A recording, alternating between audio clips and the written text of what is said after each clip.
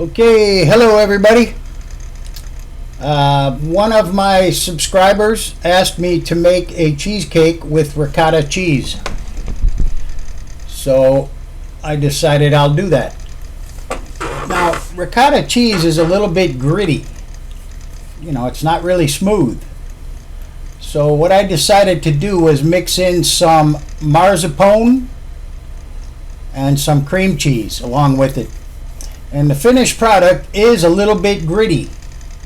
But what I did was I sprinkled a little bit of the extra graham crumbs. You'll see here in a minute. I have extra graham crumbs when I'm done. Graham crumbs with a sweetener and cinnamon. So what I did was I sprinkled a little bit of that on top of the cheesecake. I put on some strawberry topping. And man, it was really good. You know, the grit from the graham crumbs, you know, kind of hides the grit from the ricotta cheese. Okay, so anyway, there you go. I've got 15 graham crackers in there. And what you want to do is you want to pound them until they're ground up. You know, you don't want to powder the graham crumbs. You don't want to pound them until they're like powder. You know, you want a little bit of texture left in them. So, okay, here's what I'm going to do. I'm going to mix them up and I'm going to add 3 tablespoons of butter. By the way, there's no sugar in this at all. The only sugar that's in it is in the graham crumbs. You know, whatever they make graham crumbs out of, that's what's in it. All right, so that's 3 tablespoons of butter going into the graham crumbs. I broke this recipe down from like, you know, 30 pounds of cream cheese down to 2 pounds.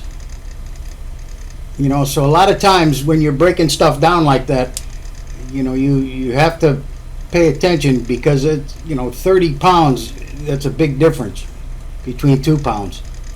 So in other words, like the eggs, I added 4 eggs. However, it should have been 5. I should have had 5 eggs. But you know, I mean, it turned out okay. But you know, I had to figure out how long to leave it in the oven. In other words, this isn't one of them things where you say, how long do you bake it? There's too many variables. For instance, you know, it depends on how much cheese, how much mixture you put into the pan. I filled the pans all the way up. And then it depends on how much water you have, because they have to go into a water bath. So it depends on how much water is in it, because you have to heat that water up. So, you know, in other words, this took 2 hours for me to bake. The reason is because I put them in a real big pan of water, and the water really wasn't boiling hot when I put them in the oven. So it takes time for that to heat up.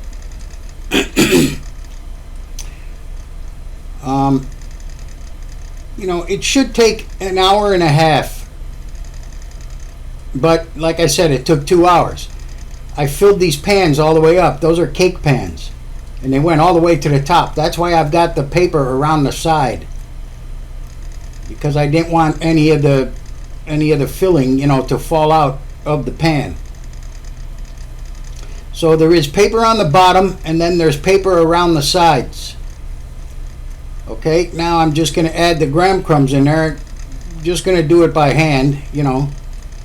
Just try to think how much, you know, a 1/4 inch of graham crumbs is going to be. 1/2 inch, 1/4 inch, whatever you like. Now look, the graham crumbs don't stick together. I mean, they will once the cake is done, but for right now, they're not going to stick together. It's not going to be like one of those graham crumbs you buy in the store, you know, where everything is stuck together already.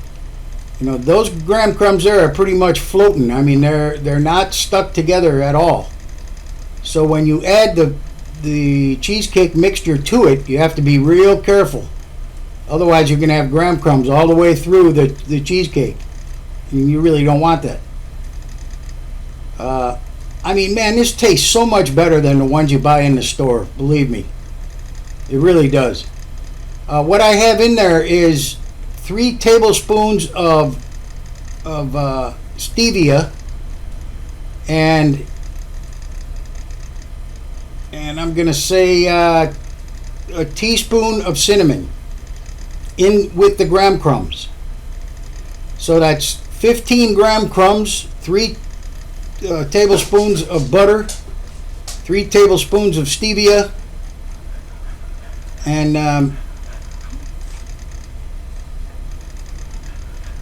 a teaspoon of cinnamon. Okay, put those on the side. We got to mix up the cheesecake. All right, now look. It doesn't matter what kind of cheesecake you're making. It's very simple. There's nothing to it. If you're using all cream cheese, just put the cream cheese in the bowl and soften it. Okay? Wipe down the bowl. Scrape down the bowl. And then turn it back on. Make sure that you get it all in there, no lumps, and just soften it. Okay, then you add the sugar, then you add the eggs, then you add the heavy cream or milk or whatever you're using, then you add the flavoring, and boom, it's done. That's it. Cheesecake is really simple. I don't know why everybody's so afraid of it. I really don't know. All right, but I'm using ricotta cheese. I'm using mascarpone. Mascarpone is hard to find. It's not in every store. You might have to be searching around. What it is, it's Italian cream cheese. But if you ask me, it tastes like whipped cream. It's very light flavor, very light, kind of like ricotta. But the difference with the ricotta is the mascarpone is smooth. It's real smooth. And ricotta is kind of gritty, like I said before. Okay, so there went the cream cheese. What I'm using is 8 ounces of cream cheese, 1 pound of mascarpone, and 8 ounces of ricotta. All right, it's all going to equal 2 pounds. The cheese is 2 pounds. Now, if you're making this out of just cream cheese, just use 2 pounds of just cream cheese. That's all you got to do. Okay, there goes the mascarpone, 1 pound. The whole thing about this is that you have no lumps. That's the whole thing.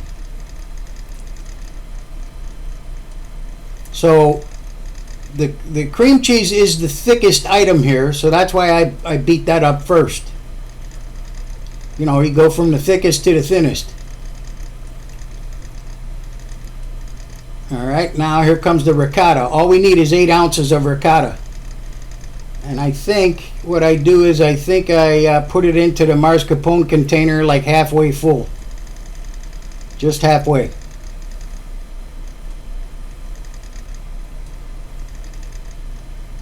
Yeah, okay.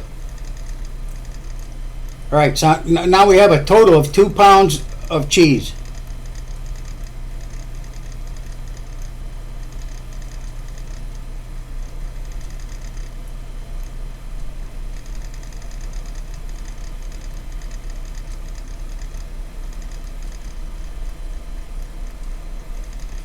All right. Now I believe we're going to add, well, first I'm going to mix it. Okay, now I'm going to put in 4 eggs. But like I said, I adjusted it. I should have used 5 eggs.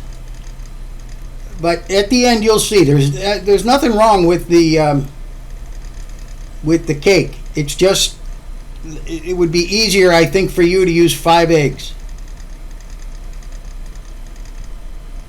Now, if you don't want to use 5, you can use 4. You just have to be careful when it's done. when the cakes are done, what they're going to do, they're going to have a nice dome on top of them.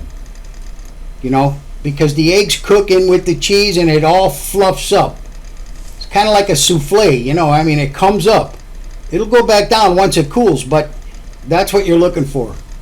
All right, now let me see how much sour cream. I think, did I use 1 cup? Yeah, I think I did.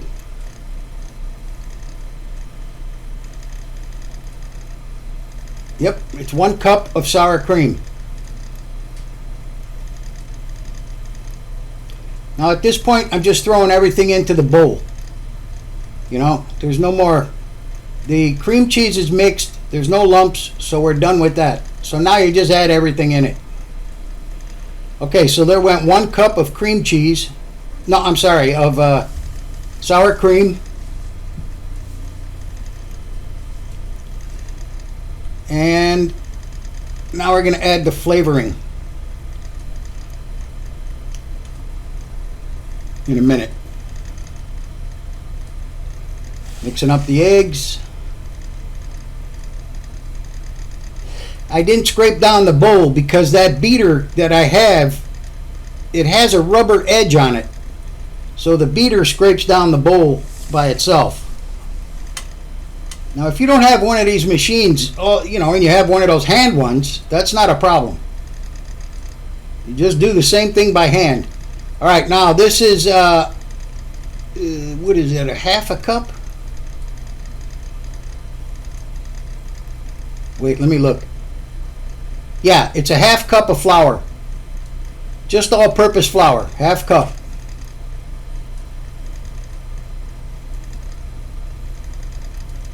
All right. Now what I'm going to add is 1 teaspoon of no, I'm sorry. I'm going to add 1 tablespoon of vanilla. Okay, and 1 teaspoon of almond extract. Be careful on the almond. 1 teaspoon and 1 tablespoon. All right. So there goes 1 teaspoon of almond. And it was 1 tablespoon of vanilla. And I see that the sound is getting away from me here. Something wrong with this program.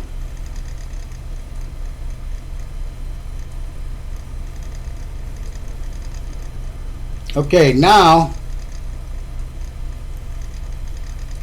there's a cup and a half of sugar. I'm using a cup and a half of stevia.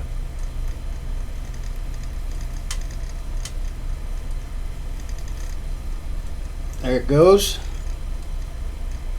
That's going to make it sweet. And I believe 3/4 of a cup of milk.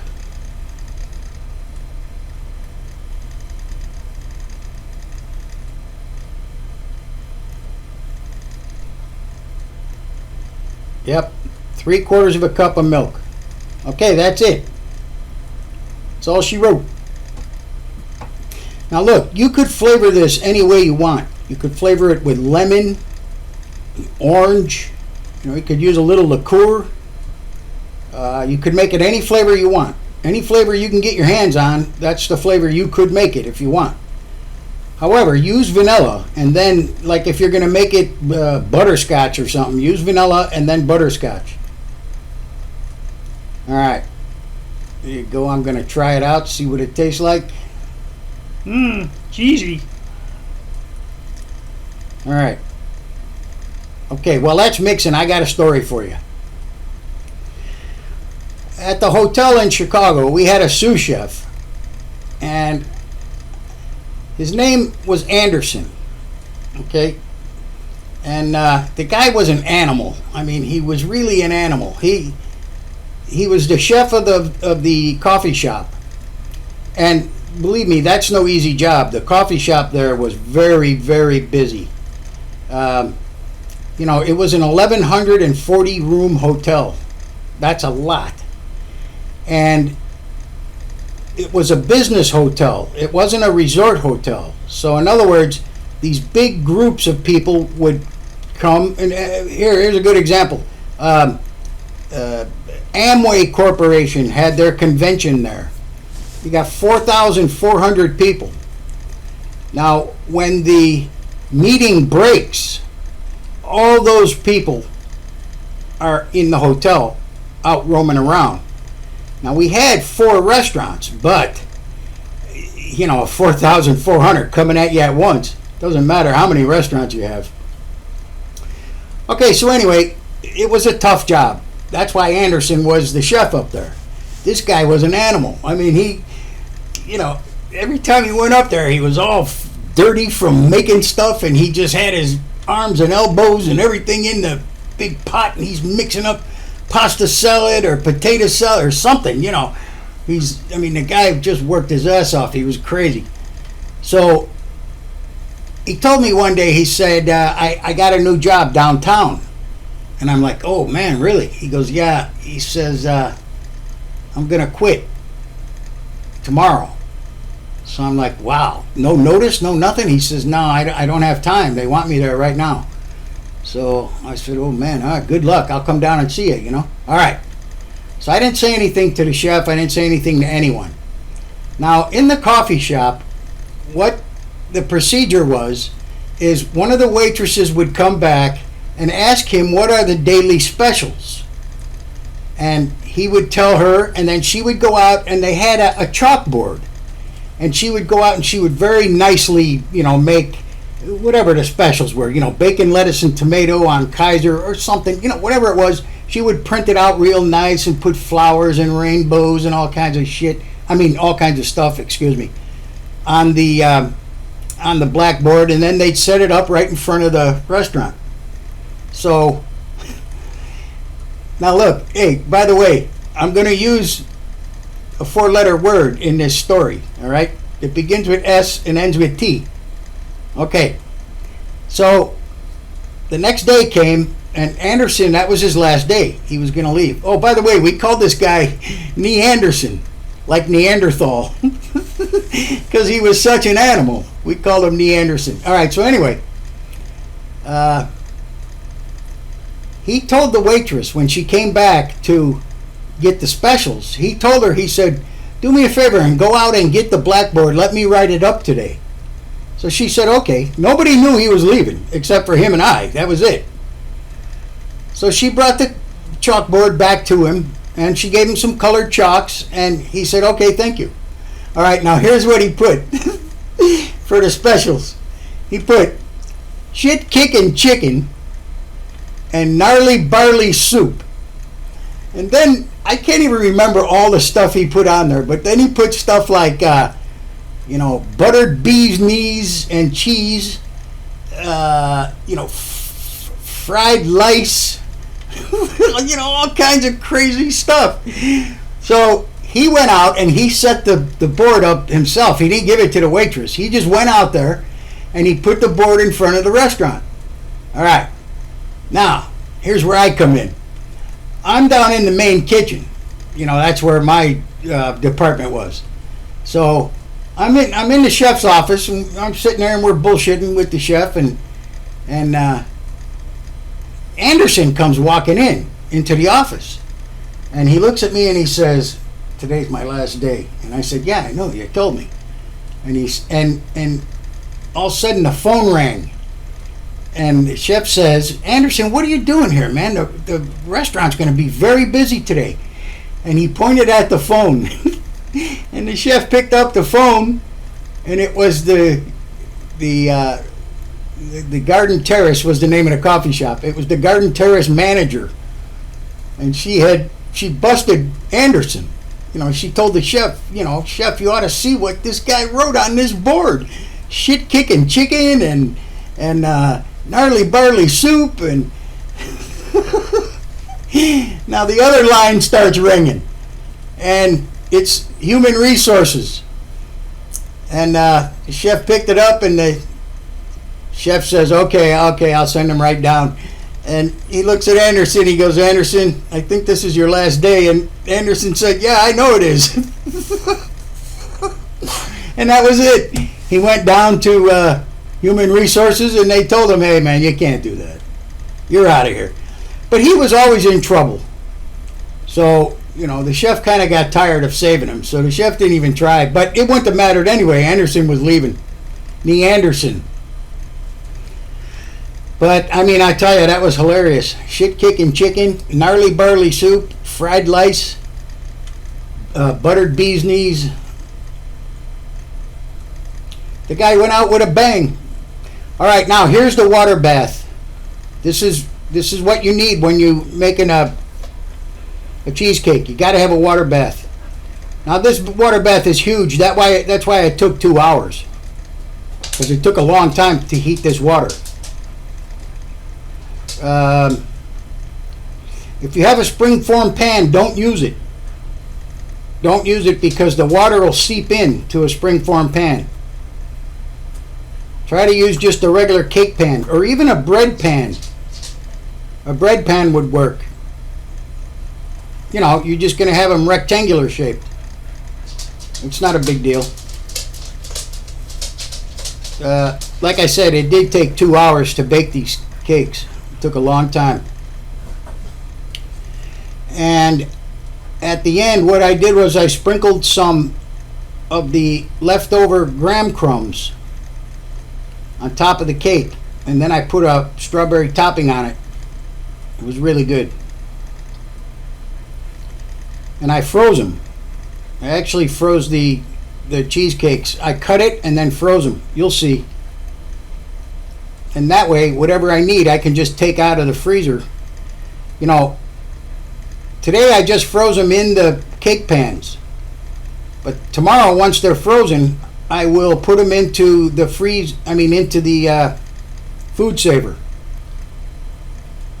You know, so the food saver is going to cut them off from the air so that they don't get freezer burnt. But for right now, they have to freeze. Otherwise, if you put them into the food saver and they're not frozen, the food saver will just smash them all up. It's not a good thing.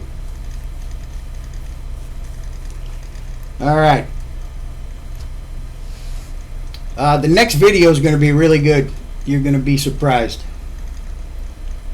I guarantee it's not something everybody has seen. I guarantee you that. This is really different. But I'm not going to tell you what it is. By the way, I lost electricity yesterday when I was cooking these things. They had just come out of the oven. It was about 5 o'clock in the afternoon, and the electricity went off. And I'm freaking out. I'm like, oh man, please don't do this.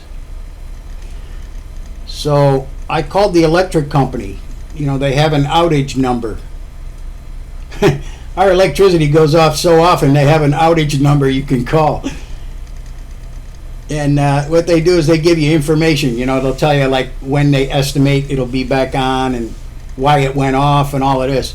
So I called them up and they said, we should have your electricity on by... Okay, hello everybody. By 10 o'clock. They've come out of the oven. They look very nice. We lost electricity. We don't have any electricity until 10 o'clock tonight. Oh man, it's 5 o'clock right now. And it's Florida. And it's hot and humid. Whew. But anyway, these babies are going to be sweet. I can tell you right now, they're going to be very... Okay, hello everybody. They've come out of the oven. They look very nice. We lost electricity. We don't have any electricity until 10 o'clock tonight. Oh man, it's 5 o'clock right now. And it's Florida. And it's hot and humid. Woo. But anyway, these babies are going to be sweet. I can tell you right now, they're going to be very, very creamy, very smooth. Okay, anyway, I'm going to put them in the refrigerator. They got to refrigerate overnight before I cut them. And I'll come back tomorrow and let you know what's happening. Okay, goodbye. Hands, and I'm going to freeze them.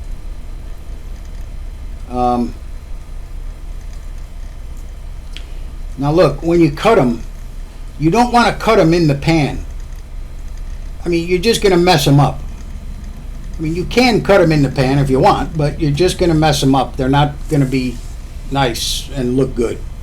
So what I do is I take them out of the pan and cut them. You need a sharp, wet knife. Sharp knife that's wet. And you have to rinse the knife off every time, and use the knife wet. Otherwise, it's going to be a big mess. You don't want that. So, now what I'm doing now is I'm going to put them on the stove for a second. See this? This is important. This will help you get them out. What happens is any of the oil that's on the bottom is going to melt, and it'll release the cake from the bottom of the pan. However, I do have parchment paper on the bottom. So all you want to do is leave it on there for a couple, 10 seconds. You sprinkle a little bit of sugar on top. Just a little bit. That'll prevent the parchment paper from sticking to the cheesecake, the sugar. Just put a little bit. That's the only sugar added into this cheesecake. All right, now I'm flipping it over. Okay. Tap it a couple good times. All right, there you go. See, warming it up, it really helps. Okay. All right, now I'm going to put the paper on the bottom of the pan. I'm going to flip this back over and put it on top of the bottom of the pan. There. Now cutting it. Wait, let me take the paper off the sides. Now cutting it is very simple.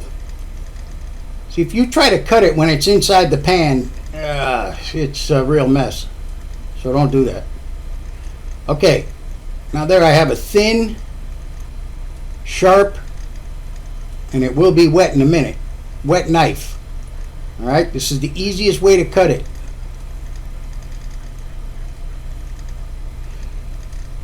Look at that. Now the cake is up. The cake is off the board.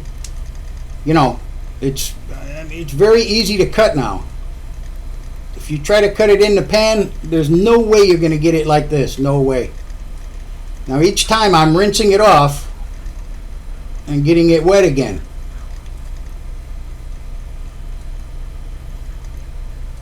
See the cheese that's stuck on there? Well, if the knife wasn't wet, that would be 5 times as thick on there, on the knife. So there you go. Rinse it off. Get all that stuff off of there. The knife is wet. It goes right through. Okay, I'm going to end up with 10 pieces.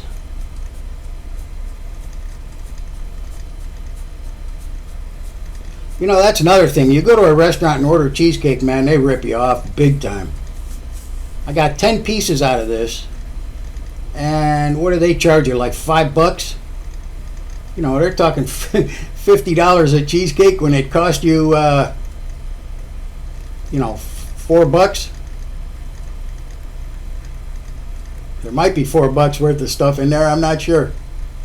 Yeah, the Mascarpone is not cheap. I mean, it's a specialty item, so it's not going to be cheap.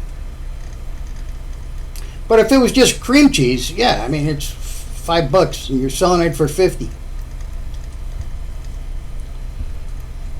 Okay, now what I'm going to do is I'm going to turn those pieces back inside the pan. All right, then I put the whole pan into the freezer. Now, tomorrow, once that's frozen, then I put it into the food saver. See, if I put it in the food saver now, all the pieces would get smashed because the food saver takes all the air out of the pan. Out of the bag.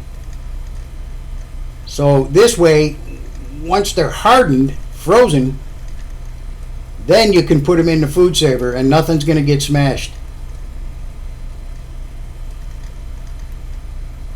Alright, so there we go. I didn't garnish this one like I did the other cheesecake. However, what I did do was I added some of the extra graham crumbs on top of the cheesecake, and then I put a little bit of strawberry topping. And the graham crumbs, they kind of hid the grittiness of the ricotta cheese. Very important. Okay, listen. You might be able to find that someplace else around town, but you ain't going to find it any better than this. I got to go. I got to eat.